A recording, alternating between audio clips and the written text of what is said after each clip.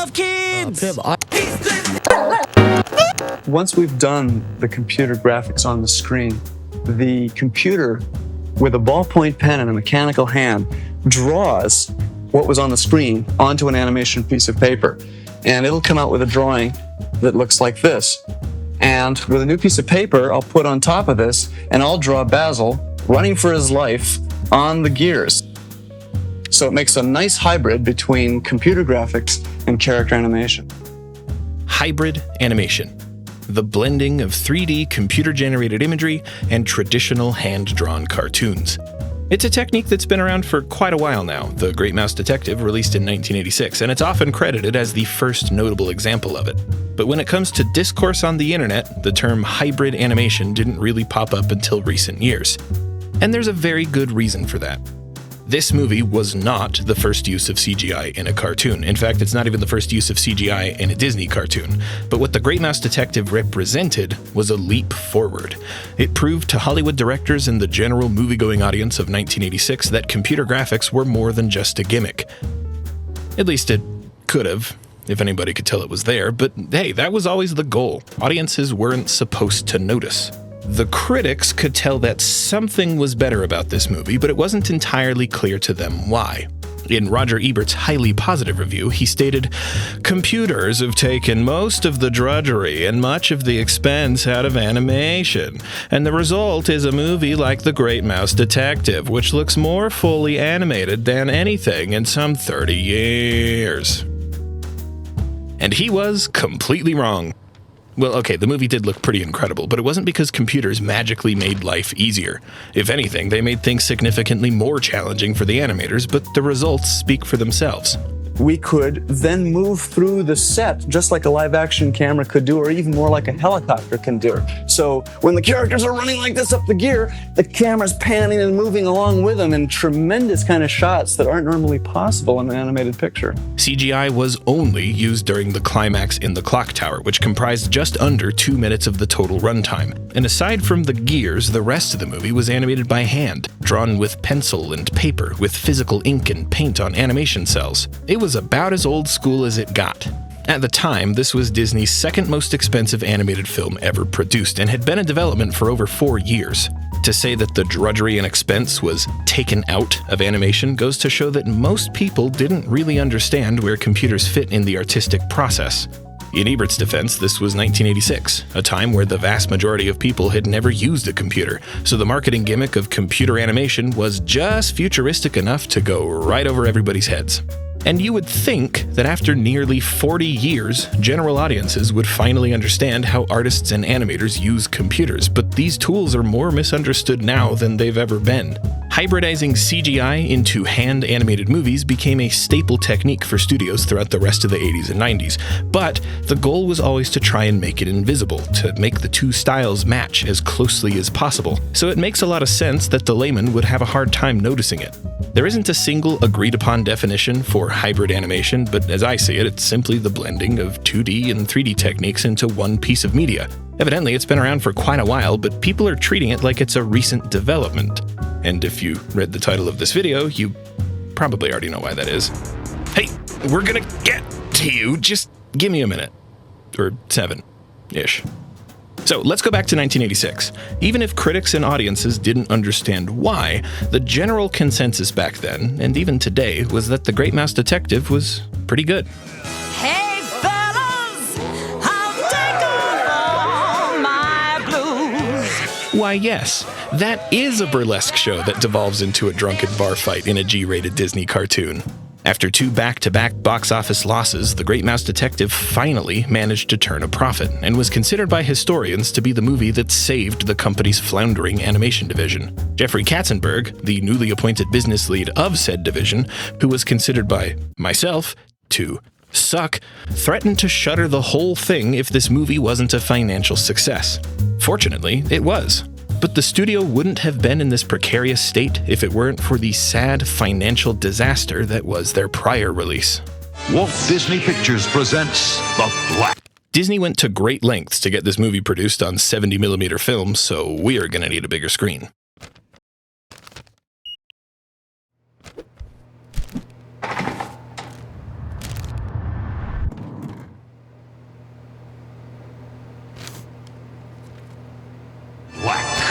Cauldron. Released only a year earlier, this was Disney's most expensive movie to date, and adjusted for inflation, it's...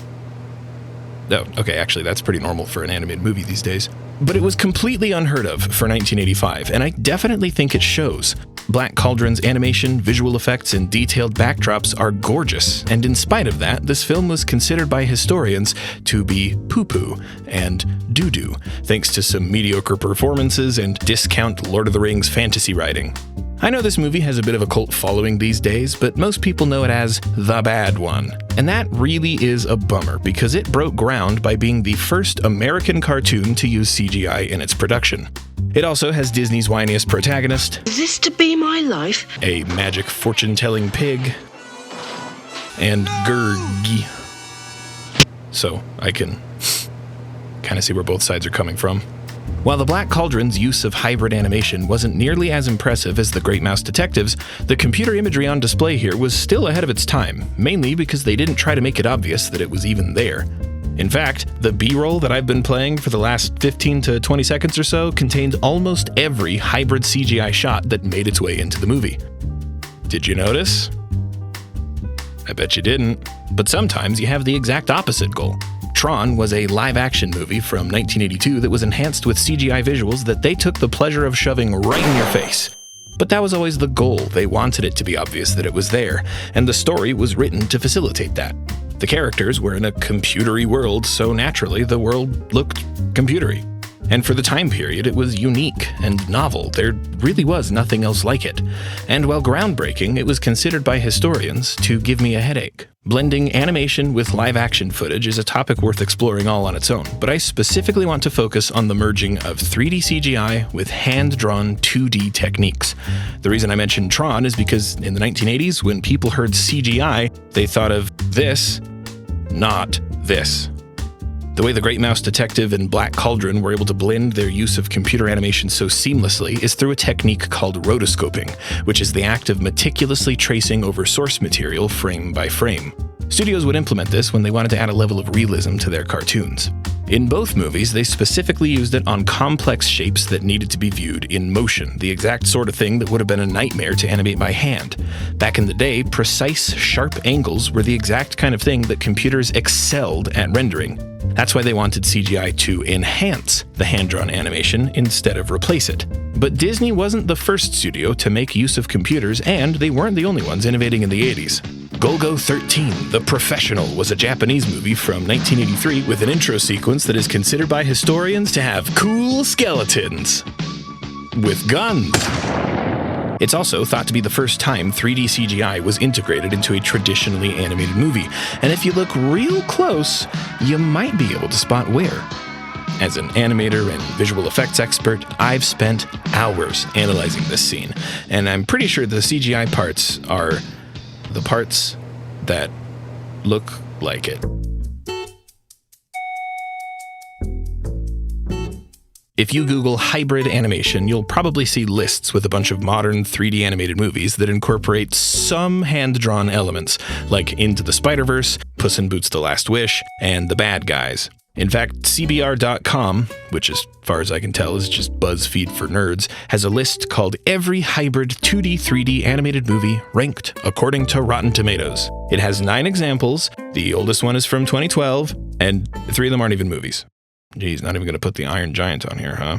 And look, I'm not stupid. I know that one listicle doesn't represent the general public sentiment, but for as much innovation as we've seen in the 3D animation space in the past few years, it's a little frustrating to see people act like studios haven't been trying to innovate with visuals up until recently. But I kinda understand why. As CGI started to overtake hand-drawn animation's dwindling presence in the box office, it was getting difficult to keep track of who made what. In the early days, the average moviegoer would see a trailer for a new 3D animated film, and mentally they'd either put it in the Pixar bucket or the DreamWorks bucket. Kind of like how your grandma called every video game console a Game Boy or a Nintendo. That was a bad take, cut that out. To the average, uneducated viewer, things had started to feel a little samey.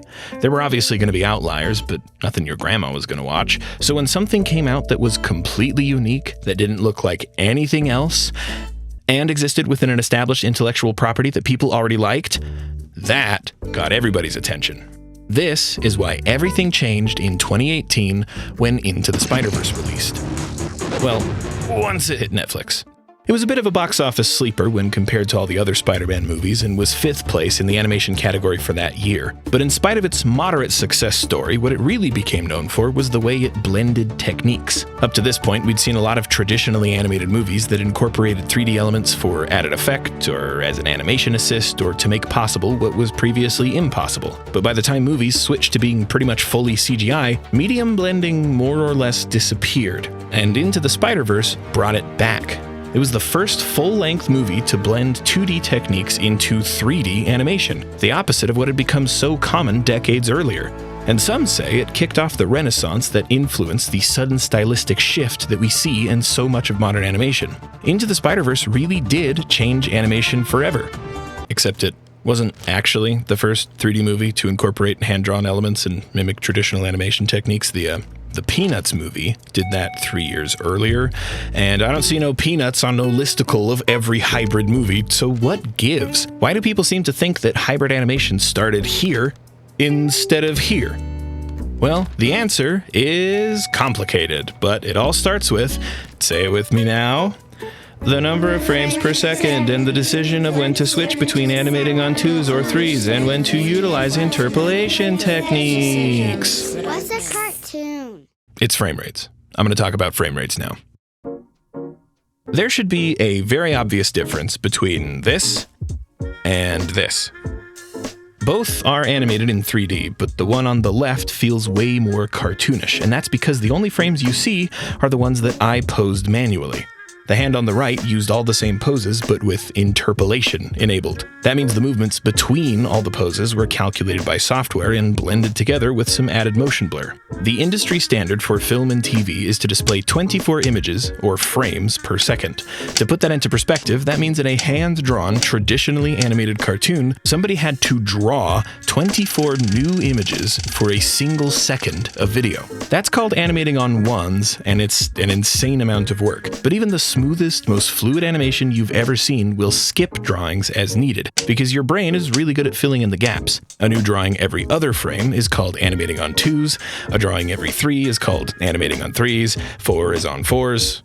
You get it. Hand-drawn animation will regularly switch between 1s and 2s and 3s based on the kind of motion they want to convey. It's usually more of a stylistic decision than a cost-cutting measure. The decision of when to make a new drawing and when to hold on to an existing one is called frame pacing. So essentially, the best way to make a 3D animation look like 2D is to use poses without interpolation, with pacing on 2s and 3s, and using action lines instead of motion blur. And if I've done my job right, hopefully you'll be surprised when I do this. If you really want to sell the effect, it's not just a matter of timing. You also need to flatten out the lighting and shading. So let's take a look at some fellow, much bigger than me YouTubers. Savannah XYZ might move like a cartoon, but is obviously a 3D model, where the super fluid Doodly has a cartoony outline and flat monochrome colors. If you combine the two styles, you've got yourself a very convincing 3D guy who looks like he's hand-drawn, but isn't, if I do say so myself. We have a behind-the-scenes video up on our Patreon that goes into a little more depth on how we got it working, which you can check out for free. YouTube is not my full-time job, but it does eat up basically all of my free time. So if you want to support what we do here, that's the best place to do it. Just throwing that out there. Also, like and subscribe and stuff. Cam Wing. It is I, Sponsorship Horse. Sponsorship Horse? Couldn't have just knocked? It was urgent. Your personal information is all over the internet. I'm here to tell you about Incogni.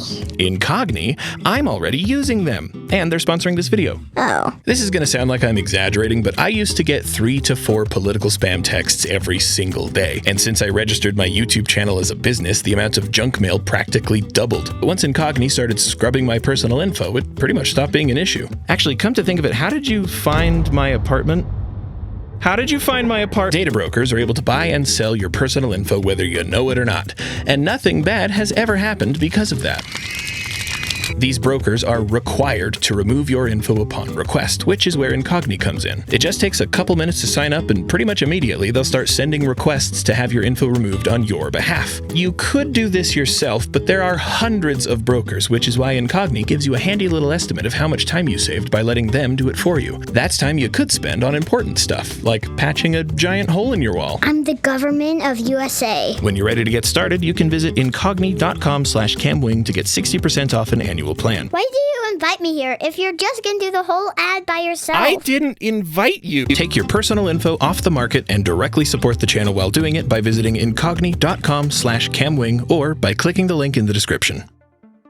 Coming back to Into the Spider-Verse, what I'm about to say should be pretty obvious. The characters in this movie are animated almost exclusively on 2s and 3s. This is the main method they use to make it feel more cartoonish, even though it obviously is rendered in 3D.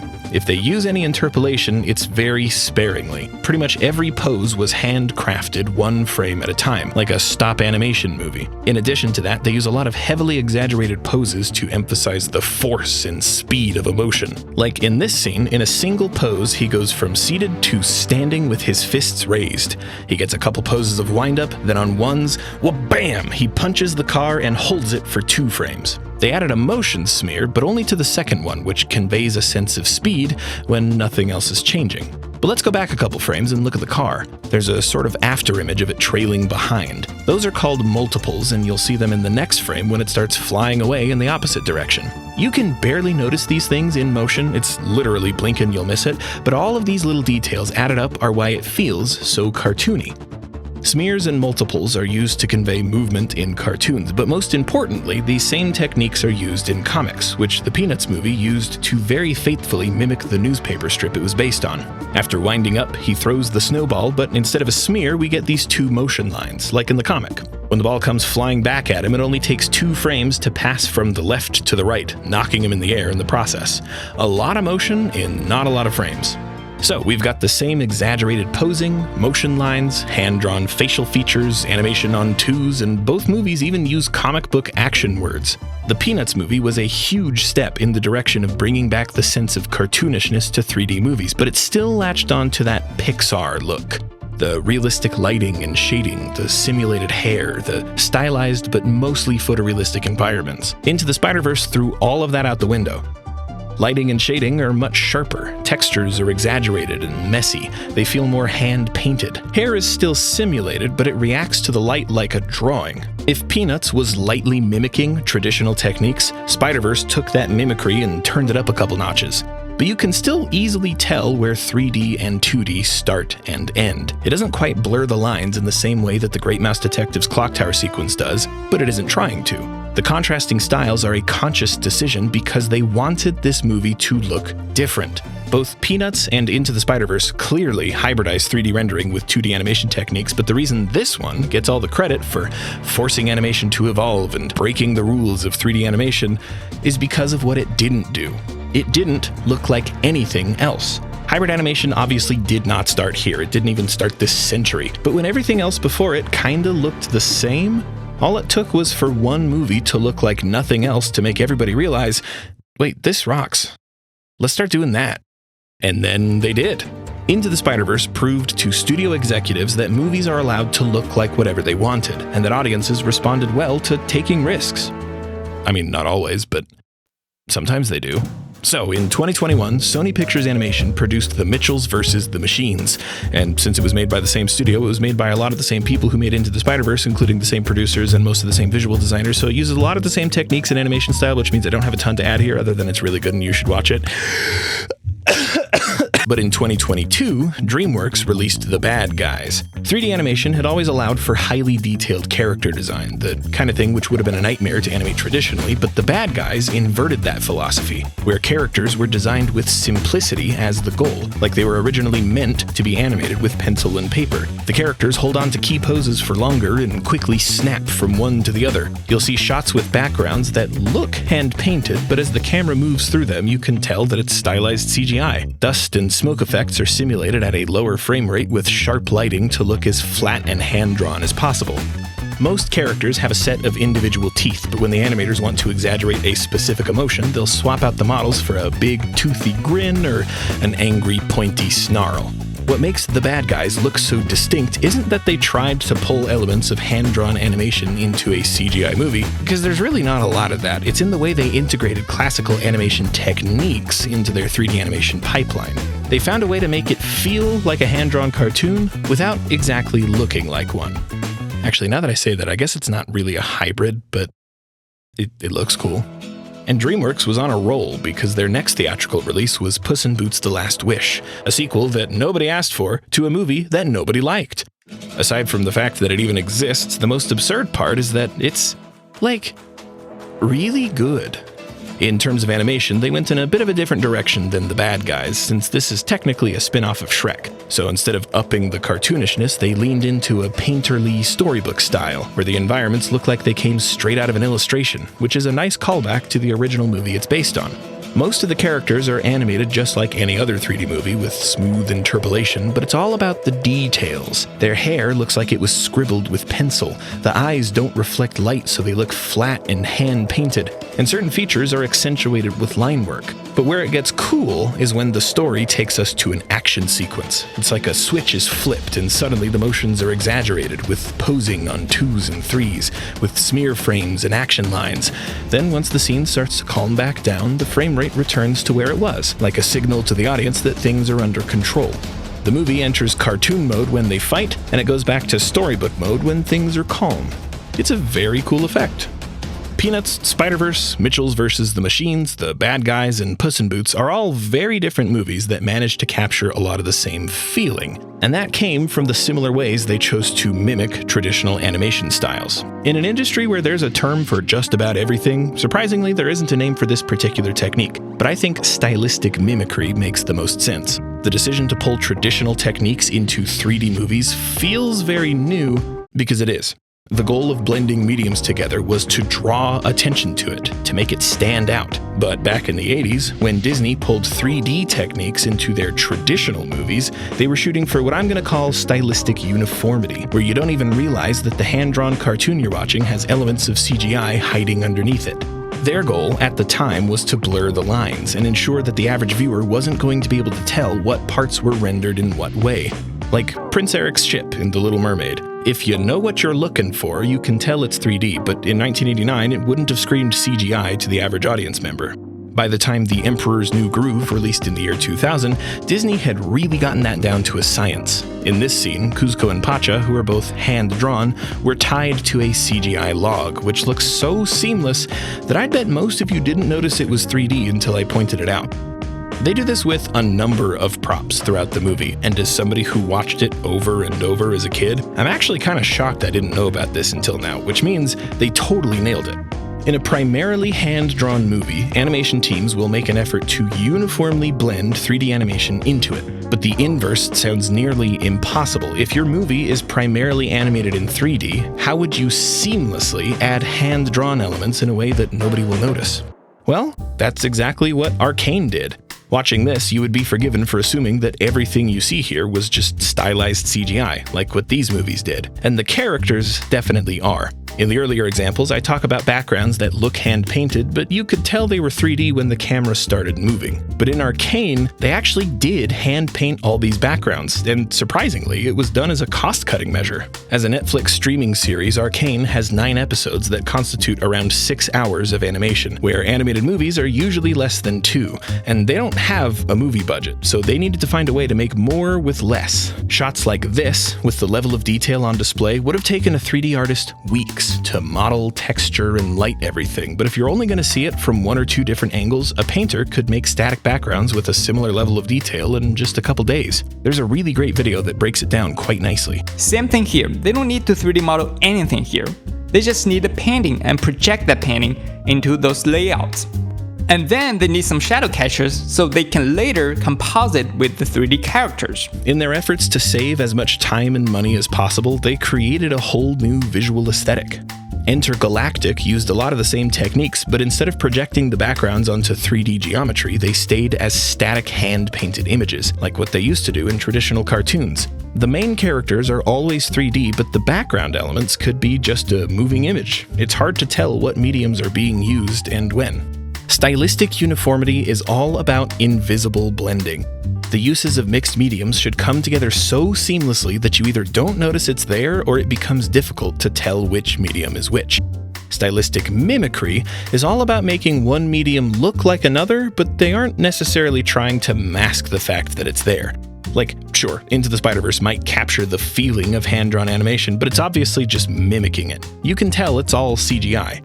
When Moses parts the Red Sea in The Prince of Egypt, the water is definitely computer-generated, but they weren't aiming for a photorealistic simulation. It's stylized and exaggerated, and the effect helps to establish a sense of grandiosity. It feels impossible and miraculous, which is the point. In Atlantis: The Lost Empire, you can tell that practically every vehicle is rendered in 3D, whether they're cars, ships, or a skyscraper-sized submarine. And the different rendering techniques highlight how inhuman and mechanical everything is. It shows off the sense of scale in a very imposing way.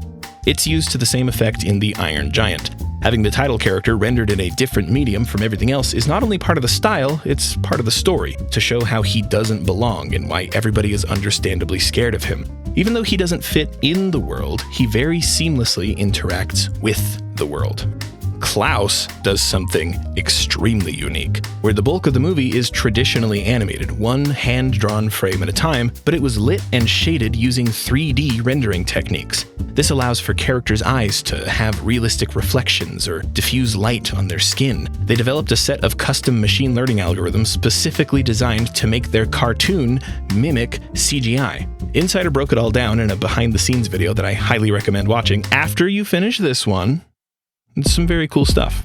After Spider-Verse opened the floodgates in 2018, it only took a few short years for Nickelodeon and Paramount to follow suit with what might be the hybrid movie that's ever been made. I didn't grow up with Teenage Mutant Ninja Turtles. In fact, the only tidbits I ever picked up about it just came through cultural osmosis. Having no particular attachment to the franchise, I can't say I set my expectations for a new TMNT movie especially high until I saw the first trailer.